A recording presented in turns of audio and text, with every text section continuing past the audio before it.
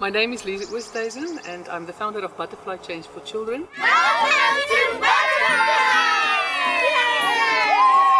If you work with children, they need something bright and colorful and something that they can associate and understand with. So that is why the butterfly was for me a great symbol of what is happening, from the caterpillar that changed into the beautiful butterfly, and children's lives that is starting maybe not so great, but in the end they will have the potential to fly.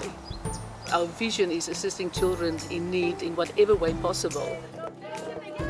So that's why I moved to Hammanskraal, and it was very different because it's more rural than the city where I was working before. But once you start to work with the people and once you see the circumstances that they are in, then you only realize what is the real need. When we were going around in the townships and visiting the different centers, and you also came to the orphanages, one of the biggest needs that we saw was to take care of small children, especially children under 3 years. There, the desire in my heart came to start a baby house where the children could come. Our mission is to help children that they develop intellectually, physically, emotionally and socially the best way that they can, that they reach their full potential. After that comes the environment. We want to really improve the environment and make it in such a way that they are interested to learn. And then the third thing that we need to do is to really teach their teachers and their caretakers.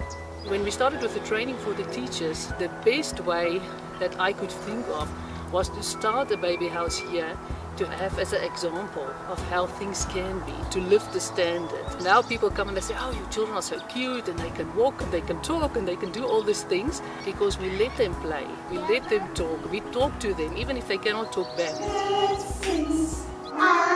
Amen. To be here for me is a blessing. And it's nice when you come approaching the gate, they will come like running to you. Mama Pinky, Mama Pinky. It means I'm good. Well, my heart is facility development because I want it to look nice and I want it also to be safe for the children. The baby house at the moment is 2 separate buildings, and for us to be able to accommodate more babies, we need to put a roof structure over both of the buildings so that there's no open space in between. And that will then enable us in the end to take care of 20 babies instead of only 6 babies. We pray that God can send us babies too, so that we can take care of them, so that they can grow knowing God, going to school, having like a healthy families. Basic need for most people is to belong. And it's the same with the children that we are getting in the baby house. Many times it's abandoned children or orphan children from a very, very young age. For us it is really, really important that we find families for those children where they can grow up and can be part of something. For me, it's important that it will be a Christian family. Just in the area that we are working in, there's more than 2,000 children. And if you want to reach all those children, you cannot do it as one person. In the beginning, we started with small things like children need blankets, or they need mattresses, or they need food, and that is all important. But it doesn't help that you give children 100 blankets and they don't have water to wash it with. So then we started to change our focus and we look at the water tanks. At least they have access to drinking water. I think the physical development of children are many times compromised because they don't have the opportunity to move. And if children play, they move all the time. So if they just have a space that is there for them to play where they can move, they do it. If there is improved circumstances where they can climb and hang and see colors, then it is even helping them more with their development. In this community, there is men. But for some reason, the men started to sit at home and the women started to stand up. And they are the breadwinners in the end instead of the men. And through another organization, Take Action, they started a project called Pusetsa that is training men specifically to do woodwork.